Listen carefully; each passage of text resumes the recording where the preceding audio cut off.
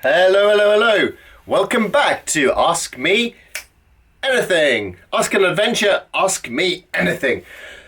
First question. So when I've got these questions, what I really love, and maybe I'm just being lazy, is doing no pre-prep at all. Just reading whatever pops up and answering. But I did luckily see the first question today and had time to look it up because the question is, what's your MBTI type? This is the Myers-Briggs test, which is a scientific, pseudo-scientific, some sort of test, personality test to see what your character types are like. It asks you loads of questions and it gives you a 4-letter answer. So I did this test. The first one is trying to work out whether you're outwardly focused or inwardly focused, and from that I became introvert. Second section is how do you prefer to take in information, whether you're sensing or intuitive. And I was intuitive. How do you prefer to make decisions? Are you thinking or feeling? And I was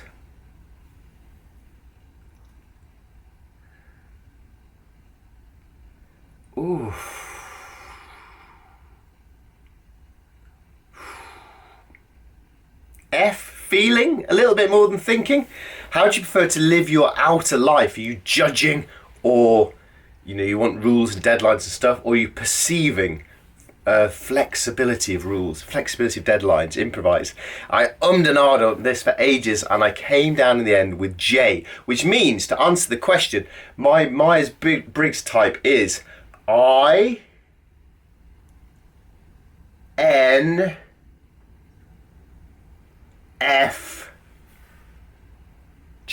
INFJ. What's that mean? Am I a good person? I don't know. Question 2. Why don't you have more books translated into the Persian language? This is a great question because it made me laugh. So my Boy About the World books and Great Adventurers have been translated into Persian, Iran. Great, lovely, fantastic. I get quite a few messages on Instagram from kids who've read them. Really nice. The weirdness to the story, though, is that they've been published in Iran illegally. I didn't give anyone permission to print my books. They just knocked them off, ripped them off, copied them. And when I got in touch with the publisher in Iran saying, "Oh, what are you doing copying my books?" they replied to essentially say, "Sorry, mate, we have different copyright rules in Iran, so we can just nick your book." And I got a bit annoyed. And then in the end I thought, well, my books aren't going to get published in Iran anyway, so what the heck, it's better than nothing. And now it quite amuses me and I like it when I get these Instagram messages from kids in Iran. So thank you to you, questioner. But that's why there's not all of them yet. How should I know that I really love travelling and it's not just because of the people that make it attractive for me? Wow, that's a great question. How should you know you love travelling? Well, the answer is very simple. You need to go travelling. See if you enjoy it yourself. And if you don't, come home and do something different. And you also asked, should I tell others, my family or my friends, about my dreams? I don't know if you mean your literal dreams. If you mean literal dreams, no. One of my rules for life is do not tell people about the dream you had last night. You think it is interesting, I promise you it is boring. Don't tell people your dreams. But if you mean bigger than that, like hopes and dreams, then yes, tell people your hopes and dreams, because then you're more likely to live those dreams with open eyes and make them happen. Alistair, I have quite an in-depth question. What would be your advice for you? I'm 33, I've cycled 25,000 miles, 30 countries, 10 expeditions in between. I've worked on a range of very, very low-paid work, and I've recently come to the realisation that I'm truly, bitterly unhappy in my life. Wow. I'm really sorry to hear that. And cycle touring is the only thing that gives me any sense of fulfillment and purpose. My only qualifications is a degree in outdoor sports. My only real skill set is my knowledge in planning and doing very difficult expeditions. I'd really like to find that balance between possibly settling down, finding true happiness and finding a real purpose in life, going down the self-employed route, what would be your advice in terms of finding that purpose, working out what to do after a very long cycling expedition? Can you provide some perspective in the difficulties you had when you finished cycling around the world? Crikey.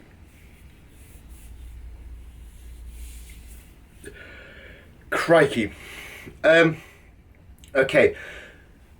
The difficulties I faced cycling around the world, I think I thought that cycling around the world would solve all my problems. I would feel fulfilled as a person. I'd have achieved something good. Because I'd done something big and cool, everyone would think I was amazing, and that would make me feel good about myself and popular and happy. And I thought that because I'd done something cool, I would definitely be able to earn a decent living from it. The reality is, if you go on a big adventure, all of your internal problems come with you. They stay the same. Wherever you go, they're there with you. So going off on an adventure isn't going to necessarily fix that. It might be just that you're actually running away, and you come home and then feel those things are exacerbated and even more frustrating because they're still there. And I think the notion of post-adventure blues is really big. Loads of people feel the same way that I've done after adventures, which is that, oh man, this didn't solve my life. What next? And also the sense that the adventure is so fun and colourful and vibrant, and real life is flat and mundane by comparison. So I think trying to hope that an adventure will solve your problems is risky, and I think that the possibilities of coming home and feeling at least the same or maybe even worse are quite significant. Now, you also have some other problems here in that you said cycle touring is the only thing that gives you any sense of fulfillment and purpose. But you've also said you want to possibly settle down, find happiness and find a purpose in life. And unless your purpose is to cycle all the way around the world, by the way, on the internet and some sort of streaming TV channels, there's a film called something like The Man Who Wanted to See It All, and it's about a guy called Heinz Stucker, who in some ways is my sort of cycling adventure hero, in that he cycled around the world for 40 years. I'm looking for his book here. He cycled around the world for 40 years. Amazing. He's been to all these places. Amazing. Such a cool story. Incredible guy. Seen hundreds of countries. Fantastic.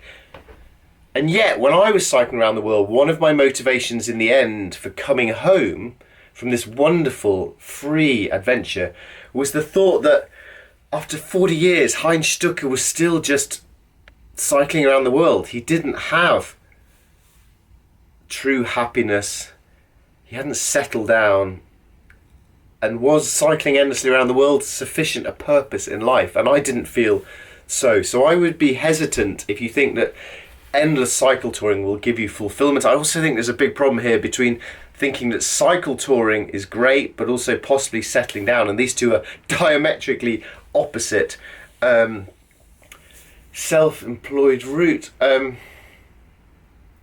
What would you be advice in terms of finding purpose and working out what to do after a long cycling expedition?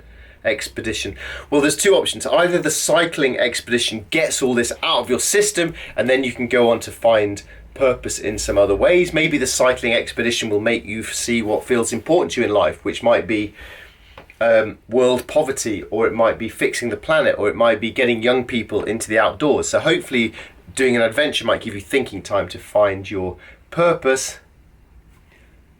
But oh gosh, I would also suggest that probably quite a lot of the journey you need to go on is an internal one to try and work out whether the problems in your life can be solved by cycling a long way or by perhaps addressing the way you look at the world. Crikey. Sorry, that was a long and probably not very helpful answer. Next question. What does adventure mean to you as a parent? Adventure as a parent, I think adventure, I'd leave that question out to just say, what does adventure mean to me as a person? And it's about enthusiasm and curiosity and surprise and newness and daring myself to try new and different things, and trying to not just take the comfortable, easy option, but to shake myself out of the rut and do different and challenging things. And I think that would be, yeah, what adventure means to me in all roles of life. How do you get paid as an explorer? Well, if you, dear questioner, spend a lot of time talking at the camera in your shed, wearing a t-shirt saying Alpkid, who knows? Perhaps in the end you might start, that this becomes your job and you start to earn some cash from doing this. But the essence of how to get paid is go do something really exciting and interesting and remarkable. It doesn't need to be massive, it just needs to be interesting.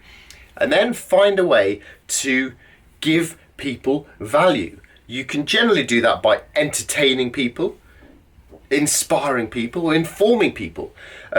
Look for a problem that people have in their lives and try and solve that. For me, for example, it was people really want to have adventures and stuff, but real life, time, work, and so I started doing micro adventures to encourage people to have adventures that way. So trying to solve the problem in people's life. And then you need to find a way to storytell, to communicate that message to an audience. And then you just need the persistence to repeat and repeat and repeat and repeat until it starts to grow up to a viable size. The final crucial thing is you need some way to pay for your life until eventually, perhaps, who knows, maybe one day you might pay for your life by doing these sorts of things. Do you find you're doing it? This is a funny follow-on to that one. Do you find you're doing adventures for the sake of keeping mildly famous? I love that phrase, mildly famous. Is that a compliment, an insult? Is it a success to be mildly famous or a crushing failure? So, do you find you're still doing adventures for the sake of keeping mildly famous, or because you still want to do it?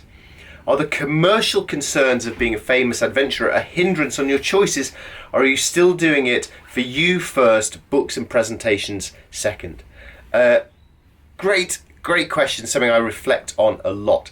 I definitely do this stuff because I really enjoy it, for me, first and foremost, and then secondly to pay for life, and then thirdly, maybe fourthly or fifthly, or somewhere deep down there, is more the is the sort of vanity, showing off, likes on the internet side of life. But I'm glad that that's low down my list, because that is stupid. So yeah, it's because I enjoy doing it. But it is quite weird when adventuring becomes your job, and I genuinely now find it really hard to go on a bike ride just for the fun of it without thinking, oh, I wonder if I can think of a clever photograph and an inspirational metaphor for life out of this. So that's a bit annoying, but hey ho, it's a better job than many others I would have. Who would win in a fight of the gingers? I'm not ginger, I'm Caribbean Sunset. But I will go with your question. You, Sean Conway, Dave Cornthwaite, or Beau Miles? Sean Conway these days could run and cycle the furthest of us. Dave Cornthwaite is probably the smoothest and suavest of us all. Beau Miles is the most successful and famous and fantastic filmmaker, and I reckon Beau Miles, the Australian, would definitely win in a fight. Yeah, that's a great one to end on. Thank you, everyone, for those questions. If you have any more, like and subscribe. Ask me some questions below. Let's get some more questions going. Thank you.